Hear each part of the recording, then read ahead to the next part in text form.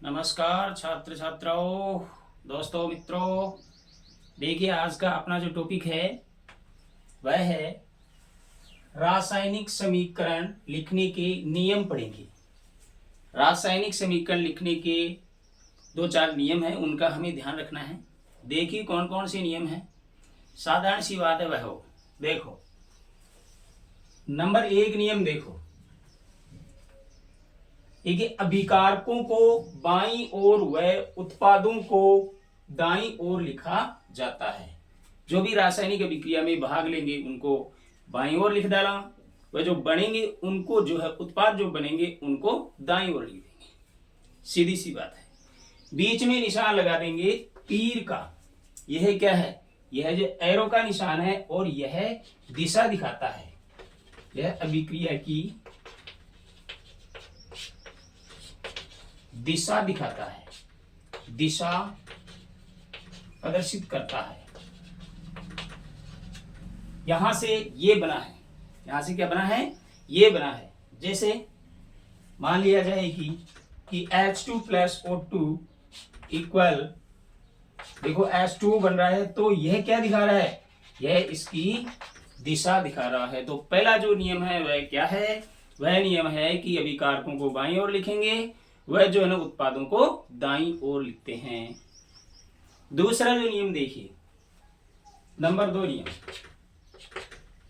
Number 2 देखिए, अभिकारक या उत्पाद दो या दो से अधिक हो तो उनके बीच में जोड़ का निशान लगाएंगे, प्लस का निशान लगाएंगे। दो या दो से अधिक हो तो प्लस का निशान लगाएंगे, जोड़ को निशान लगा दीजिए। जी हाँ, देखो H2 प्लस ये निशान लगा दिया हमने। जब अभिकारक या उत्पाद दो या दो से अधिक हो तो क्या लगा देंगे?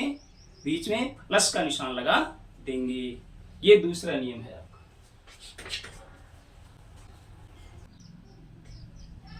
इसके बाद में है नियम नंबर 3।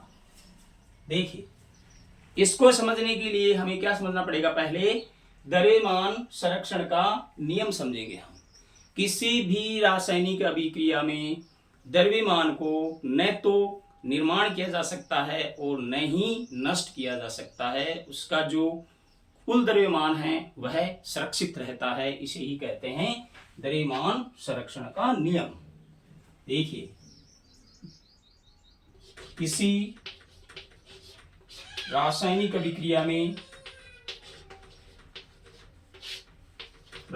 अभिक्रिया में द्रव्यमान को, जो भी भाग ले रहे हैं उनका द्रव्यमान को न तो निर्माण किया जा सकता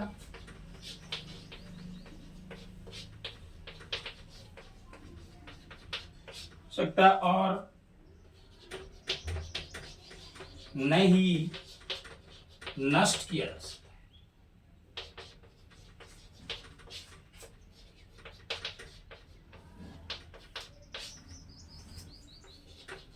है। अर्थात अभिक्रिया में कुल द्रव्यमान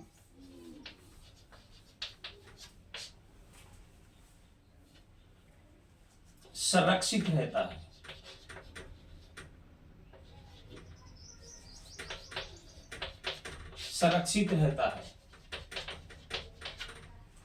किसी भी रासायनिक अभिक्रिया के अंदर द्रव्यमान को न बनाया जा सकता है, न ही नष्ट किया जा सकता है।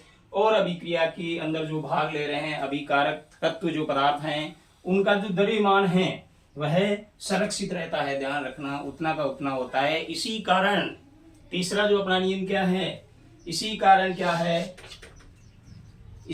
जो है कि अभिकारकों वह उत्पादों के परमाणुओं की संख्या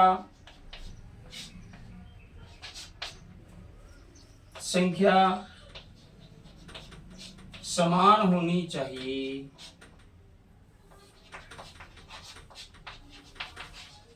दोनों ओर जो है अभिकारकों व उत्पादों के परमाणु की जो संख्या है समान होनी चाहिए। कहने का तात्पर्य मेरा यह है कि जो समीकरण है वह संतुलित होना चाहिए। जो समीकरण संतुलित नहीं है वह रासायनिक अभिक्रिया जो कंकाली समीकरण कहलाता है। जो समीकरण संतुलित नहीं है कौन सा समीकरण कहते हैं, उसे कंकाली समीकरण कहा जाता है। तो तीसरा जो नियम है कि अभिकारकों व उत्पादों के परमाणुओं की जो संख्या है वो समान होनी चाहिए, दोनों ओर समान होनी चाहिए।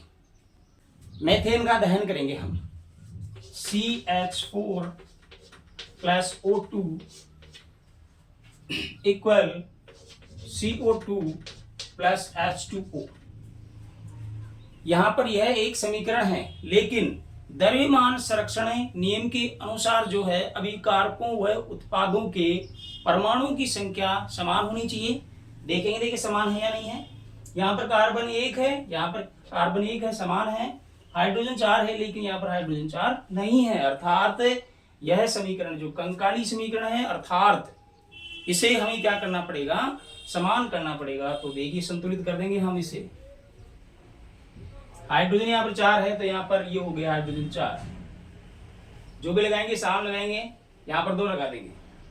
हाइड्रोजन 4 हो गए, ऑक्सीजन 2 ये रहे और 2 ये रहे, 4 हो गए ऑक्सीजन। तो यहाँ पे हमें क्या लगाना पड़ेगा, 2 लगाना पड़ेगा। तो इस प्रकार से देखिए अभिकारकों व उत्पादों के अंदर जो है परमाणुओं की संख्या दोनों ओर समान होनी चाहिए, क्योंकि रासायनिक अभिक्रिया में हम न तो निर्माण कर सकते हैं द्रव्यमान का और न ही उसे नष्ट कर सकते हैं।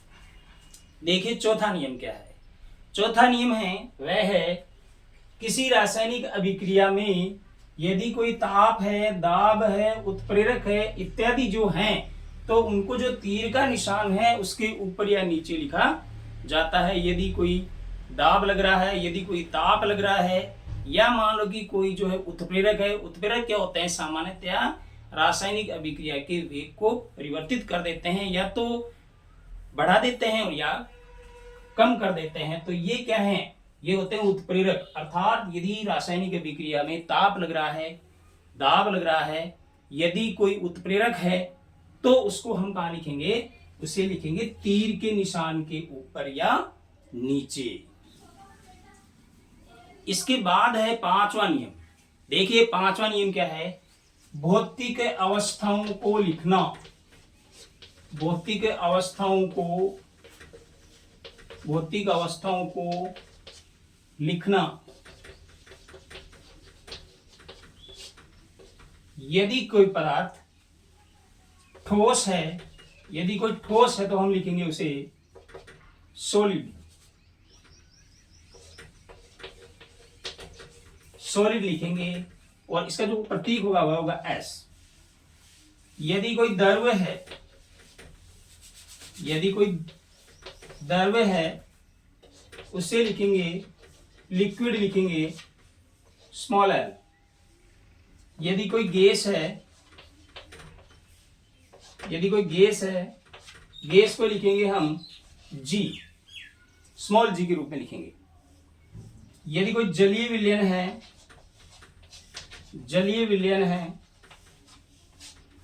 जलीय विलयन को लिखेंगे हम AQ यानी एक्वाइस।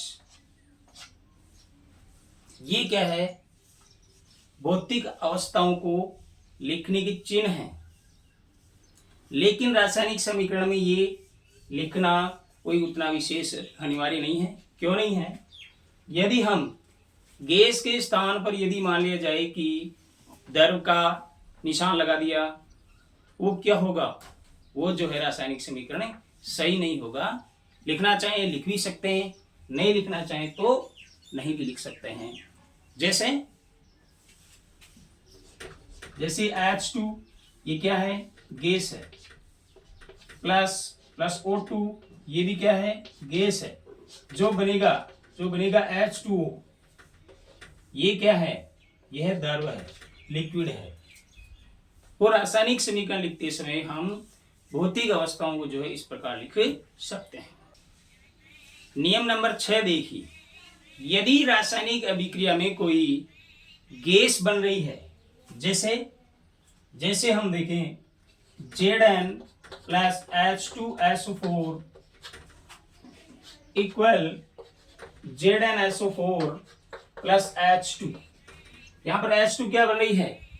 गैस बन रही है। यदि कोई गैस बन रही है, गैस हो, तो गैस के लिए हम क्या लगाएंगे? गैस बन रही हो तो हम ऊपर की ओर तीर का निशान लगाएंगे।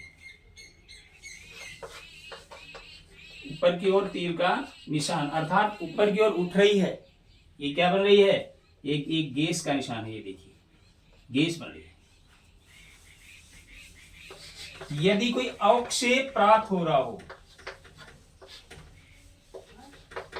यदि अवक्षेप प्राप्त हो, यदि कोई अवक्षेप हो, अवक्षेप क्या होता है?